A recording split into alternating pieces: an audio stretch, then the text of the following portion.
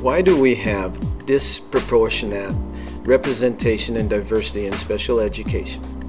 Let's take a brief look at how special education was established. Special education came to existence due to the civil rights movement. A major issue was that schools were segregated, and this gave the white students the advantage in better education.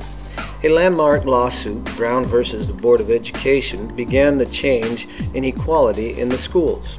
When the Department of Education looked into the distribution of disproportionality in the schools and how there was no change, there was pressure to change or to have a policy that would change the disproportionality in special education.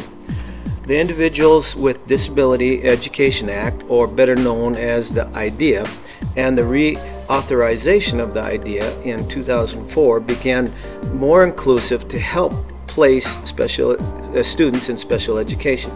States were to provide funding for services in special education.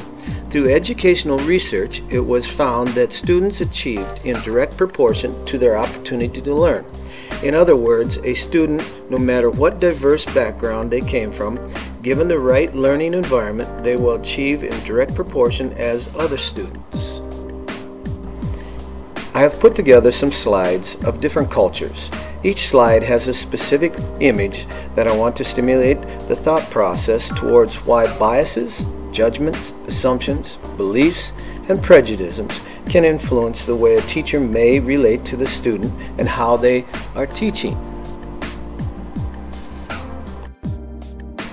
This is a typical picture of a Japanese student. Some people associate Japanese with this picture. Others may also associate Japanese with this picture. And they also may look at their school system as only being like this.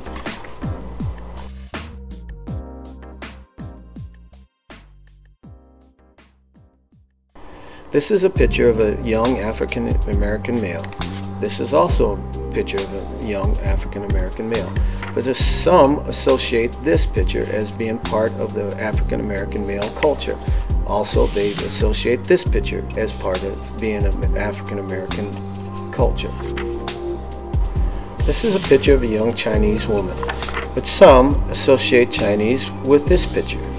Also, some associate Chinese with this picture. Others associate this picture with the Chinese culture. This is a picture of a young Native American woman. Some associate this picture as being a Native American woman. Others associate this picture with Native American lifestyle.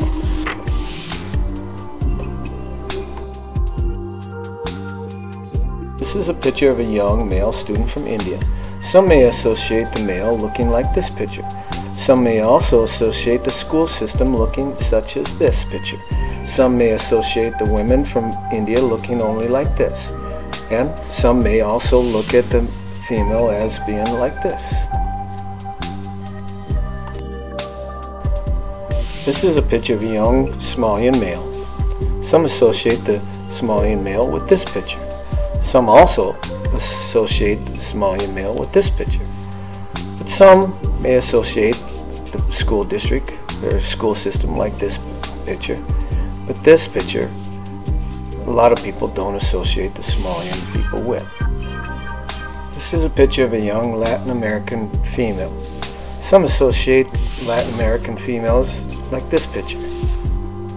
Some people may associate the Latin American male like this picture. Some may also associate the Latin American male like this picture. The slides that you have looked at show a small glimpse of how biases, assumptions, judgments, and prejudiced thoughts can impact the way an individual will react or teach their students. Schools have relied on standard tests and behavior standards for years and have not been challenged to change to adapt to the vast change in the diverse nature of our school system today. The social demographic factors are a contributing factor in the underachievements in students. Poverty is more prevalent today with students in the school system as of today. Poverty is only a contribution to the disproportionality in special education. We are seeing language as being a large factor in interpretation of learning disability and behavior issues. The studies today show that there is an element of subjectivity in the referral and assessment process for students into special education. To refer a student to be assessed for a learning disability or for emotional disturbance issue can be subject to the way the teacher may have identified that student. Did the teacher use the standard testing or the standard behavior expectations that the class were subject to? Or could have the teacher taken the time to understand, learn, and study their student and his or her diverse background? We as professionals entering into special education or even general education, we need to be able to effectively work with culturally and linguistically diverse students. How do we curb the continuing of disproportionate representation in special education? We as teachers and professionals need to become more effective in our reflective practices.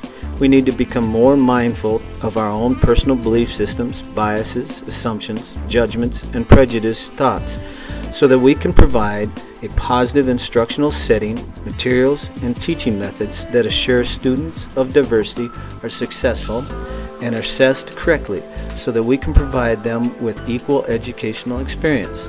We need to continue to look for interventions rather than look for disability, and we need to provide adequate services within the school system. I would like to leave you with something I learned coaching my soccer team that enlightened me on how we can make the wrong assumptions by not knowing our students. I was coaching a young Somalian boy that was very talented and was not playing the position the way I had. I was upset, so I walked him through where I wanted him to play, and he did it perfectly. He just did not understand my language when I was explaining the position. He knew the game and played it well. He just did not know my language in explaining the position. He was knowledgeable of the game, but I was not knowledgeable about how to explain the game to him. We have to continue to learn to be a successful special educator. My final thought is to share with you a song that was written during the end of the civil rights movement that talks about a change needs to come. A change does need to happen in our school system today in understanding students of diversity. Thank you.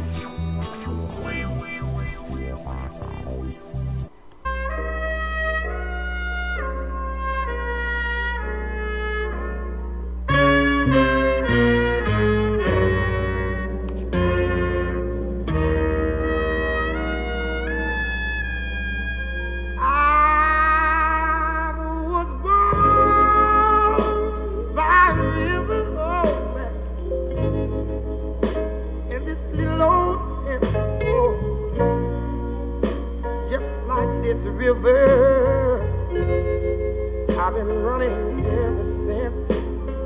It's been a long time coming, but I know change has gotta come now. Ooh, yes it is now, oh my. It's been too hard living, oh my. And I'm afraid to die. I don't know what's up there beyond the clouds. It's been a long time coming. I know change has gotta come. Oh yes it is. There's a time I will go to my brother. Oh, I've asked my brother, will you help me please? Oh, he turned me down, and then I asked my dear mother. Oh, I said, mother, I'm down on my knees. It's been a time that I Lord, it's been very long. Somehow I thought I was still able to try to carry on. It's been a